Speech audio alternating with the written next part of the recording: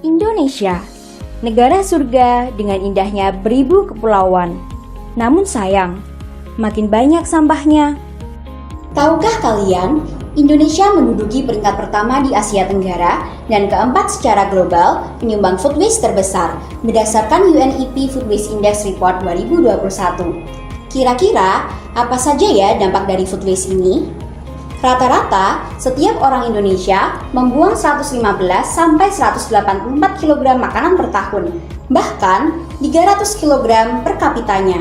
Sebesar 61% sampah di TPA adalah sisa makanan yang menghasilkan gas metana 25 kali lebih kuat dari karbon dioksida. Food waste juga penyumbang 7,29% emisi gas rumah kaca nasional, setara dengan 1.700 juta ton karbon dioksida ekuivalen. Apabila terus dibiarkan, bumi tak lagi alami global warming, melainkan global boiling. Pilihan berada di tangan kita. Apa yang dunia berikan untuk kita, atau apa yang kita berikan untuk dunia?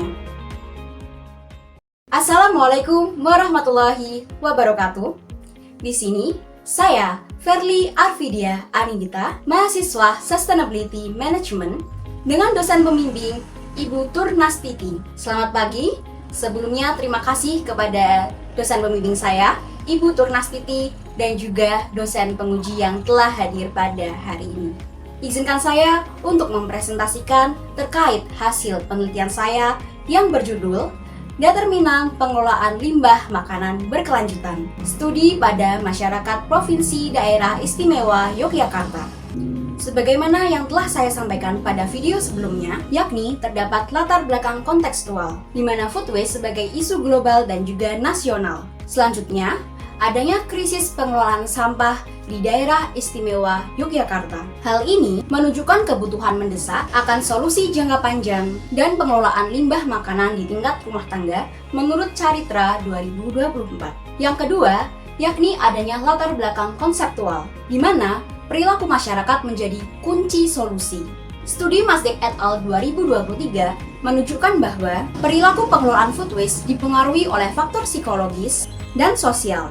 Penelitian ini mengadopsi dan mengembangkan Theory of Planned Behavior Azen 1991, dan yang mana akan saya adaptasi di penelitian ini dengan menambahkan variabel pengetahuan, kontrol perilaku persepsian, kepedulian lingkungan, dan juga dukungan pemerintah persepsian. Selanjutnya terdapat gap penelitian, di mana adanya konteks geografi dan juga sosial budaya yang ada di daerah istimewa Yogyakarta. Terlebih, belum ada kajian empiris secara spesifik di Indonesia maupun DIY, padahal Indonesia sendiri merupakan penyumbang food waste terbesar di Asia Tenggara.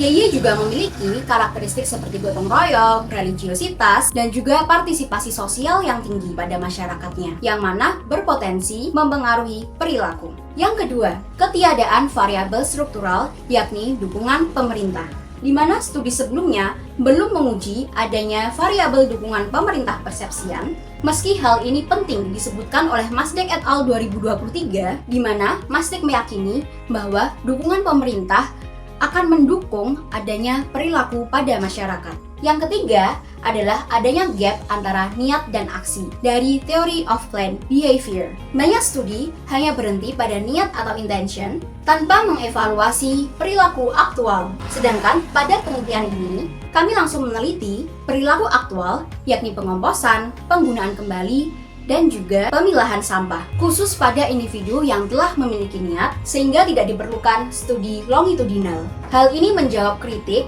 bahwa niat saja belum cukup untuk membentuk suatu perilaku. Selanjutnya terdapat perumusan masalah, yang mana diawali dengan tingginya kontribusi limbah makanan pada rumah tangga, lalu adanya kesenjangan antara niat dan perilaku, juga kurangnya penelitian efek langsung pada variabel eksternal, yang mana pengaruh pengetahuan, kontrol perilaku persepsian, kepedulian lingkungan, dan juga dukungan pemerintah persepsian terhadap perilaku pengelolaan limbah makanan berkelanjutan masih minim dikaji.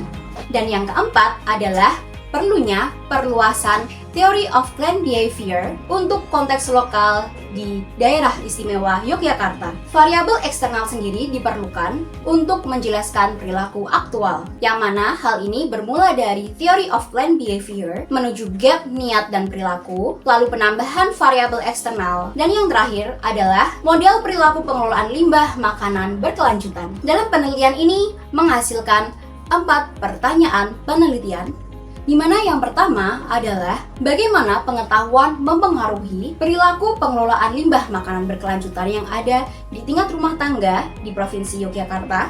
Lalu bagaimana kontrol perilaku persepsian mempengaruhi perilaku pengelolaan limbah makanan berkelanjutan. Dan yang ketiga, bagaimana kepedulian lingkungan mempengaruhi perilaku pengelolaan limbah makanan berkelanjutan. Dan yang keempat, bagaimana dukungan pemerintah persepsian mempengaruhi perilaku pengelolaan limbah makanan berkelanjutan. Di mana di sini terdapat juga tujuan penelitiannya, yakni menganalisis pengaruh pengetahuan terhadap perilaku pengelolaan limbah makanan berkelanjutan. Lalu yang kedua, menganalisis pengaruh kontrol perilaku persepsian terhadap perilaku pengelolaan limbah makanan berkelanjutan. Lalu yang ketiga, menganalisis pengaruh kepedulian lingkungan terhadap perilaku pengelolaan limbah makanan berkelanjutan. Dan yang keempat, menganalisis pengaruh dukungan pemerintah persepsian terhadap perilaku pengelolaan limbah makanan berkelanjutan. Selanjutnya terdapat beberapa manfaat, yakni pada manfaat akademis dan juga manfaat praktis. Yang pertama adalah manfaat akademis, di mana diharapkan mampu memperkuat pemahaman faktor-faktor yang mempengaruhi perilaku pengelolaan limbah makanan berkelanjutan, lalu mengembangkan kerangka Theory of Planned Behavior, menutup gap literatur antara niat dan perilaku, dan juga menjadi referensi studi lanjutan terkait perilaku lingkungan yang ada di Indonesia. Dan yang kedua adalah manfaat praktis, di mana memberikan dasar empiris bagi pemerintah dalam kebijakan pengolahan sampah. Lalu yang kedua, mendukung sektor Horeca dalam edukasi, juga menguatkan advokasi organisasi masyarakat dan komunitas lokal dalam kampanye pengurangan limbah makanan. Dan yang terakhir, berkontribusi pada pencapaian SDGs 12.3, yakni Food Loss and Waste pada tahun 2030. Selanjutnya terdapat tinjauan pustaka, di mana penelitian ini merujuk pada penelitian Mastik et al. 2023 yang mana menyatakan bahwa knowledge, perceived behavioral control, dan environmental concern berpengaruh signifikan terhadap intention dalam perilaku sustainable food waste. Dan yang kedua adalah penelitian dari Wu et al. 2022 yang menyatakan bahwa environmental knowledge berpengaruh positif dan signifikan secara langsung terhadap waste management behavior. Dan yang ketiga terdapat dari Sorani and Ahmad Fan 2019 yang mana menyatakan bahwa perceived behavioral control memiliki pengaruh positif dan signifikan secara langsung terhadap perilaku pengelolaan limbah makanan. Lalu yang keempat, terdapat penelitian dari Russell et al. 2017 yang mana menyatakan bahwa perceived behavioral control berpengaruh positif dan signifikan terhadap niat untuk mengurangi sampah makanan. Yang kelima, penelitian dari Ers et al. 2021 yang menyatakan environmental concern memiliki pengaruh langsung yang positif dan signifikan terhadap zero waste behavior. Lalu yang keenam, terdapat dari Musenze dan Mayende 2023 yang menyatakan bahwa perceived organizational support atau POS berpengaruh positif dan signifikan terhadap innovative work behavior. Lalu untuk brand teorinya sendiri, yakni perceived organizational support, yang mana diadaptasi dari Eisenberger 1986 menjadi dukungan pemerintah persepsian, yang mana hal ini menjadi dasar teori untuk dukungan pemerintah persepsian. Dan yang terakhir adalah Grand Theory of Planned Behavior dari Azen 1991, yang mana teori ini menjadi dasar untuk variabel perilaku pengelolaan limbah makanan berkelanjutan. Selanjutnya di sini terdapat rangka penelitian yang mana terdapat 4 hipotesis, yakni pengetahuan berpengaruh positif terhadap perilaku pengelolaan limbah makanan berkelanjutan, lalu kontrol perilaku persepsian berpengaruh positif terhadap perilaku pengelolaan limbah makanan berkelanjutan, lalu kepedulian lingkungan berpengaruh positif terhadap perilaku pengelolaan limbah makanan berkelanjutan, dan yang terakhir, dukungan pemerintah persepsian berpengaruh positif terhadap perilaku pengelolaan limbah makanan berkelanjutan, di mana dengan metode penelitian menggunakan pendekatan penelitian korelasional dengan populasi rumah tangga yang berdomisili di DIY dengan sampel menggunakan purposive sampling sebanyak 220 menurut Hare et al. 2019, dan terdapat variabel dan pengukuran yang mana melalui pengetahuan, kontrol perilaku persepsian, kepedulian lingkungan, dukungan pemerintah persepsian, dan juga perilaku pengelolaan limbah makanan berkelanjutan. Penelitian ini menggunakan jenis data kuantitatif dengan sumber data primer, dan teknik pengumpulan datanya melalui survei atau kuesioner yang menggunakan skala Likert dan juga disebarkan secara daring. Dan yang terakhir yakni teknik analisis data menggunakan SAM-PLS, yakni menggunakan Smart PLS 4.0 dengan teknik analisis data yang dibagi dengan 3 tahap, yakni outer model, inner model, dan juga pengujian hipotesis. Sebelum masuk pada hasil dan penelitian, kita dapat melihat definisi operasional. Yang pertama, variabel pengetahuan diambil dari Wu et al. 2022 yang terdapat 5 indikator. Lalu yang kedua, variabel kontrol perilaku persepsian yang diambil juga dari Wu et al. 2022 terdapat 2 indikator dan juga 1 indikator tambahan. Dan yang ketiga, variabel kepedulian lingkungan dari Onur Lubas 2018 yang terdapat 6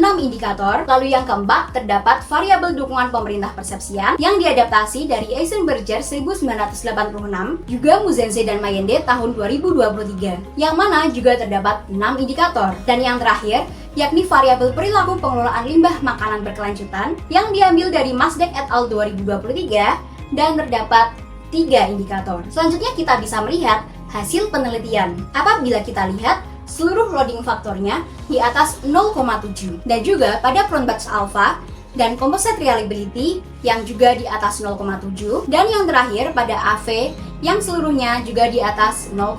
Di sini kita juga bisa melihat hasil R-square yang cukup tinggi, yakni 0,615, yang mana menjelaskan bahwa model ini menjelaskan sebesar 61,5% variansi perilaku pengelolaan limbah makanan berkelanjutan direpresentasikan oleh variabel pengetahuan, kontrol perilaku persepsian, kepedulian lingkungan, dan juga dukungan pemerintah persepsian, yang mana selanjutnya menghasilkan hasil hipotesis. Dari 4 hipotesis yang terbentuk, terdapat 1 hipotesis yang tidak terdukung. Kita bisa melihat adanya pengaruh antara pengetahuan terhadap perilaku pengelolaan limbah makanan berkelanjutan, lalu adanya pengaruh dari kontrol perilaku persepsian terhadap perilaku limbah makanan berkelanjutan, lalu yang ketiga, tidak terdapat pengaruh kepedulian lingkungan terhadap perilaku pengelolaan limbah makanan berkelanjutan, dan yang keempat, terdapat pengaruh antara dukungan pemerintah persepsian terhadap perilaku pengelolaan limbah makanan berkelanjutan. Di mana di sini dapat dilihat juga bahwa pengetahuan dan dukungan pemerintah persepsian merupakan prediktor yang relatif seimbang,